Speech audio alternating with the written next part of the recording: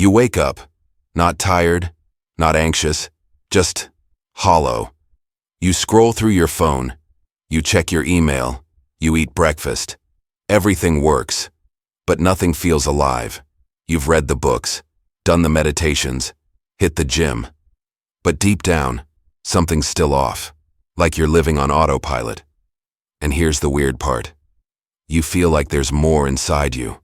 Like some part of you, wild, raw, powerful, is being caged. But every time it tries to break free, you suppress it. You call it ego, or anger, or selfishness. You were taught to fear it. What if I told you?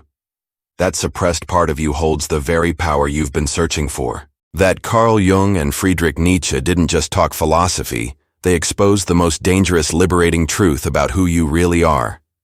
This isn't another motivational speech. This is a psychological dissection.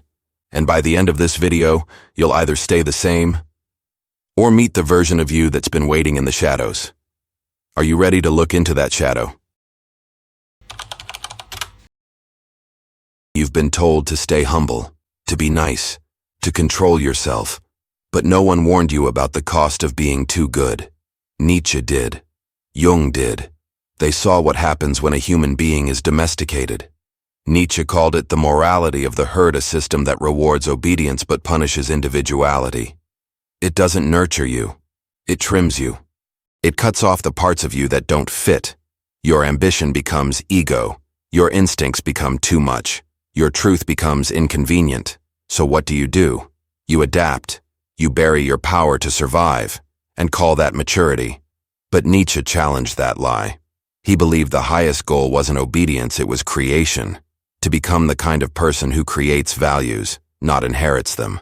To break from the script and write your own. Then Jung took it deeper. He gave a name to what happens to the parts you reject. The shadow. Your shadow isn't just pain. It's potential, locked in the dark. And here's the law no one ever taught you. What you suppress doesn't disappear. It takes control. This isn't poetry. This is the architecture of your psyche. You've built it. Now it's collapsing, because everything you push down is rising back up stronger, louder, and ready to take the wheel if you won't. But here's the gift. You can meet it, integrate it, use it, because your buried fire is still fire. Let's get brutally honest. When you feel envy, rage, insecurity, what do? You suppress, you scroll, you blame. You pretend you're fine. But Carl Jung warned us, what you repress doesn't go away. It waits. He called it the shadow, the buried side of you that holds everything you were taught to disown. Not just pain, but power. Not just trauma, but desire. The shadow is built every time you choose approval over authenticity. Every time you say yes when your soul screams no. Every time you hide your hunger to avoid making others uncomfortable. Most people think they're being mature. What they're really doing is locking away the strongest parts of themselves. And here's the trap. What you lock away doesn't stay silent. It becomes resentment. It becomes sabotage. It becomes you in disguise. Let's go deeper. Imagine your psyche as a house. Upstairs is your ego, the curated version of you. Clean, presentable, socially acceptable. I'm chill. I'm nice. I'm responsible. But in the basement, it's chaos, unexpressed anger, repressed sexual energy, old wounds, unclaimed ambition. And the more you avoid the basement, the more it haunts the floors above. Jung said, until you make the unconscious conscious, it will direct your life, and you will call it fate. Let's see how this plays out in real life. Case 1. The overachiever on the edge. You're disciplined. You crush deadlines. You never stop. But deep down, you're exhausted. Because you're not working from joy. You're working from fear. Your worth was tied to achievement early on. So now, you overcompensate.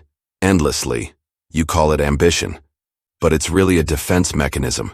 Your shadow isn't lazy. It's terrified. Terrified that if you stop winning, you'll stop mattering. Burnout isn't failure. It's a message. It's the shadow saying, you're not listening. Case 2. The people pleaser who secretly boils. You're always nice, accommodating, low maintenance. But underneath, you're furious. You resent how much you give. You hate that no one sees your needs. The truth? You abandoned your boundaries to feel loved. Your anger isn't wrong. It's what's left of your buried self-respect. And it leaks. Passive aggression, silent treatment, sudden emotional outbursts. The shadow doesn't care about manners. It wants liberation. Other forms? They're everywhere. The friend who jokes too much. The leader who needs constant control. The partner who fears intimacy but craves connection. They're not broken. They're fragmented. Because when the will to power is trapped in the shadow, it twists. It turns against you. It becomes addiction. Avoidance. Self-sabotage dressed as discipline. Now enter Nietzsche. He saw this. He knew that humans crave expansion, not comfort. The will to power isn't about dominance. It's about expression. Becoming. But what happens when your drive to grow is labeled too much? You exile it. You soften it. You dilute your hunger so you can belong. And that's when your power turns inward and starts tearing you apart. The real tragedy? You think it's personality. I'm just anxious. I've always been insecure. I can't focus. But often, it's the shadow, begging for attention, begging to be integrated. Here's the truth no one tells you. The shadow isn't a monster, it's a map. And if you're brave enough to follow it, you'll find everything you've ever buried, waiting to be reclaimed. So how do you begin? Step 1. Awareness. Start observing your reactions. Jealousy, frustration, guilt. Don't dismiss them. Decode them. Ask, what part of me is being threatened? What truth am I avoiding? What need have I ignored? Step 2. Honesty. Write what you're ashamed to say. Name the traits you judge in others, because often those are mirrors, reflections of your own disowned self. Step 3. Ownership. You are not just light. You are not just discipline and gratitude and kindness. You are also chaos, lust, rage, brilliance. To be whole is to hold both. This is where Jung and Nietzsche converge. Jung helps you face the shadow. Nietzsche dares you to use it, to alchemize darkness into direction, pain into presence, fire into focus. Most people never get here. They build lives designed to avoid discomfort and wonder why nothing ever changes. But if you're still listening, you're not most people. You're the kind who's ready to walk into the basement and light a match. Because the self you're chasing is already inside you. It's just been waiting for you to stop pretending. In the next part, we go further. You'll learn how to rebuild from the inside out. Not as a better version of your past, but as a new being altogether. Ready? Let's go deeper. Awareness is not the end. It's the explosion that clears the ground. Now you rebuild, but not as who you were, as who you were meant to be.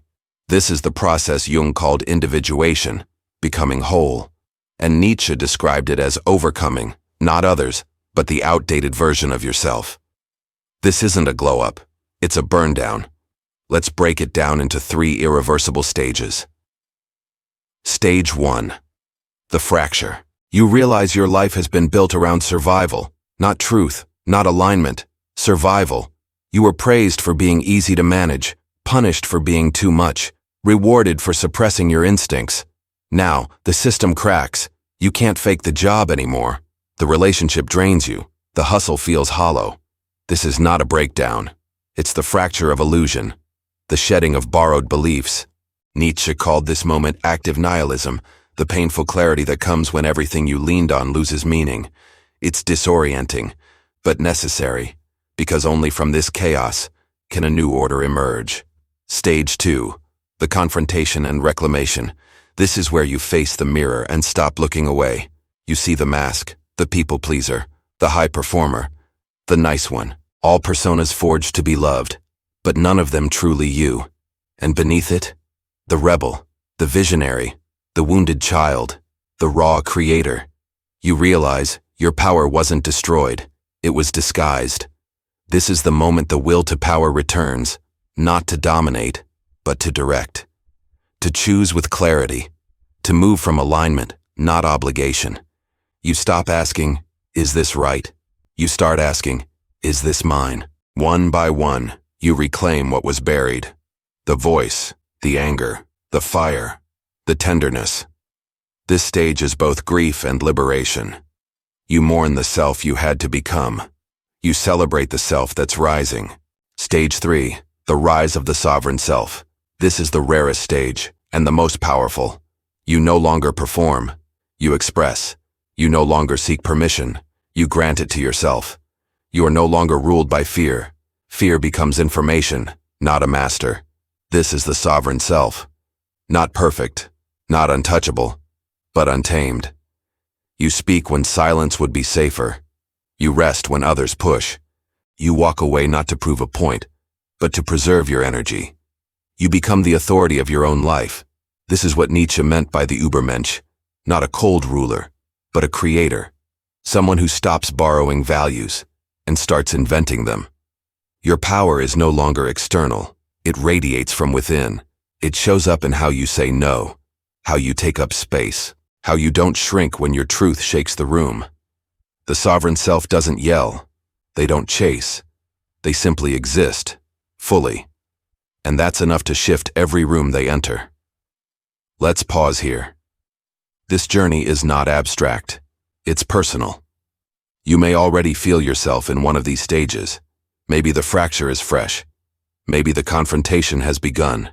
Maybe the sovereign is whispering, waiting. Wherever you are, there is no going back. Once the self awakens, it refuses to sleep again. But here's the truth. Transformation isn't a moment. It's a practice. It lives in repetition, in action, in embodiment. In the next section, we make it real.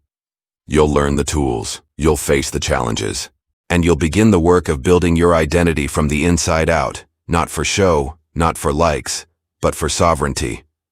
Because the throne has been empty long enough. It's time you sit on it. You've done the hardest part. You've seen what needs to change. Now, it's time to build. Because power isn't a theory, it's a choice. Made again and again in the quiet moments, in the hard conversations, in the mirror. The will to power doesn't shout, it breathes.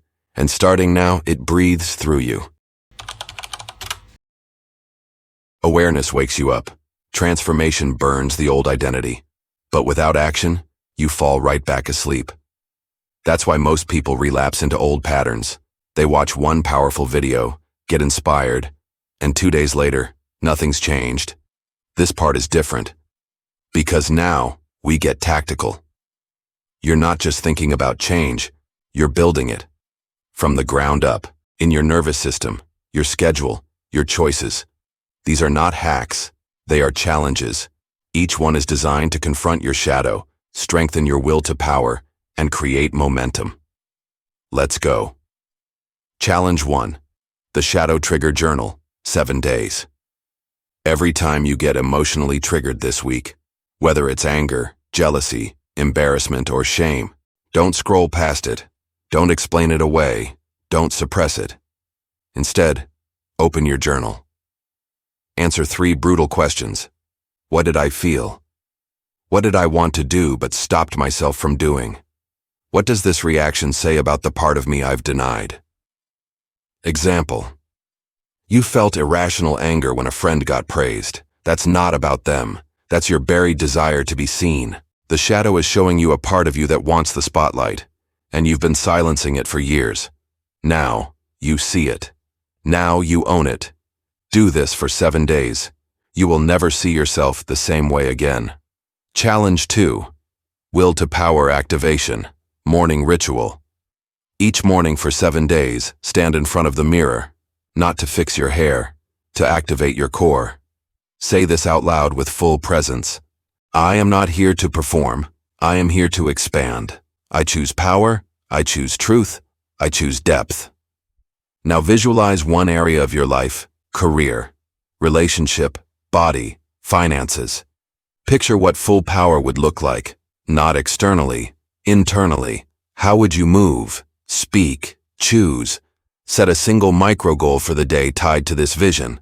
Then go execute. relentlessly. This isn't a cute affirmation. It's a neurological cue, a ritual of command. Do this for 7 mornings. Watch what happens to your confidence. Challenge 3. The 3 masks removal test. Pick 3 roles you play that drain you. The nice one, the smart one, the low-maintenance one. Now, in 1 interaction per day for 3 days, remove one of those masks. Say what you actually think. Ask for what you need. Set a boundary. You don't need to be rude. You need to be real. Why this works? The shadow hides behind personas. By consciously removing the mask, you reintroduce authenticity into your nervous system. It will feel like fear at first. That's how you know it's working. Do this for 3 days. Track your reactions, emotions, and results. Most people are shocked by how much respect and clarity they gain just by stopping the act. Challenge 4. Archetype embodiment practice. Pick 1 archetype from Jung's framework: warrior, magician, lover, sovereign. Choose the one you've suppressed the most. You can use online quizzes or just intuition. Now for 5 days, design 1 action per day from this archetype. Warrior.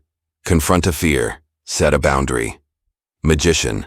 Learn something new. Teach it to someone. Lover. Express emotion. Connect vulnerably. Sovereign. Lead without apology. Make a decision. This is not role play, it's reactivation. You are reconnecting with ancient psychological energy. You'll feel awkward. That's normal. You're waking up a power that's been dormant. Challenge 5. The eternal recurrence reflection. 1 night only. Nietzsche's thought experiment was this. Imagine a demon appeared and said, "You must live this exact life again and again for eternity. Every choice, every mistake, every moment." Would you scream in horror or nod in agreement? Tonight, ask yourself, if today repeated forever, what would I change? Write it down. Now pick one of those things and fix it tomorrow. That's the power of this test. It doesn't judge you. It confronts you with eternity and forces you to choose the life you can actually admire. Most people live as if time is infinite. This practice crushes that illusion. Bonus challenge: the Sovereign Week Protocol. This is for the brave. For 7 days you live by 1 rule. Every decision must come from your higher self, not your fear. That's it. When you reach for your phone, ask, is this sovereignty or escape? When you say yes to a meeting, ask, is this alignment or obligation? When you speak, ask, is this performance or truth? This challenge reveals everything: your patterns, your compromises, your hidden power. It's not about perfection. It's about attention. Moment by moment, you reclaim your life. Now let's shift. Integration. Strategy: how to make it stick. Power doesn't come from peaks. It comes from rhythm. And to turn these tools into a lifestyle, you need a structure. Try this. 1. Daily shadow. Check in. Before bed, write 1 moment where your shadow showed up. No shame. Just note it. Then write how you could meet it differently tomorrow. 2. Weekly power audit. Every Sunday ask, where did I act from power? Where did I act from fear? What pattern repeated? What truth did I ignore? This keeps you awake. No more autopilot. 3. Monthly identity reset. Once a month, pick 1 old identity to retire and 1 new trait to embody. Example: retire, I'm always available. Embody, I protect my energy like royalty. Identity is plastic. You get to sculpt it. 4. Public declaration ritual. Tell 1 person what you're working on, not for approval, for pressure, for integrity, for proof. Speak it into the world, then back it up with action. 5. 1 deep shadow dive, quarterly. Every 3 months, take a full day for reflection.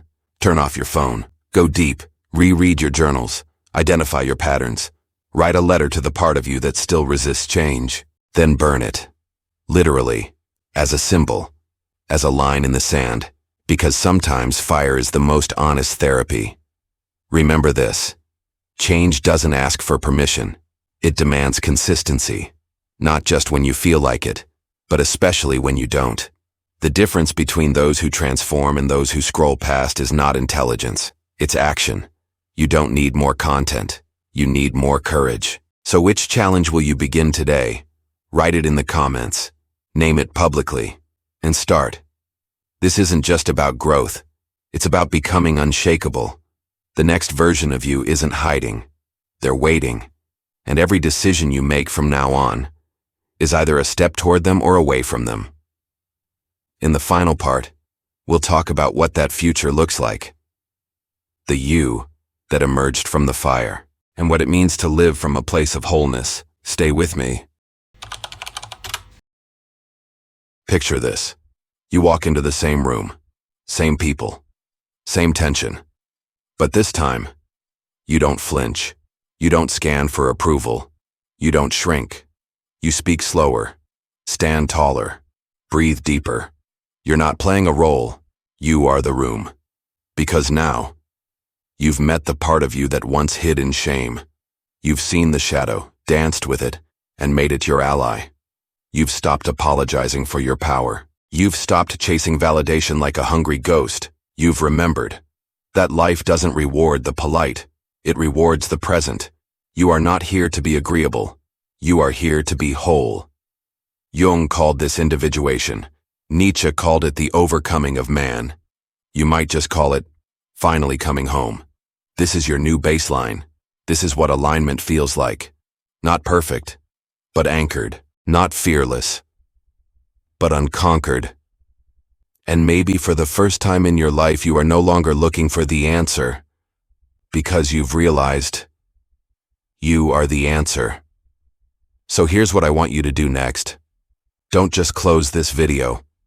Don't just feel inspired. Choose one tool, one challenge. Start today. Let this not be content. Let it be catalyst. And if you made it this far, I want to hear from you. Drop a comment. What part of you are you reclaiming first? The voice, the fire, the silence? Let this be the beginning of something unshakable, not just for you, but for everyone around you who needs to see what true transformation looks like. Because when one person chooses power with integrity, it ripples, it echoes, it leads, and maybe, just maybe, that person is you. Live wisely, lead powerfully, and I'll see you in the next one.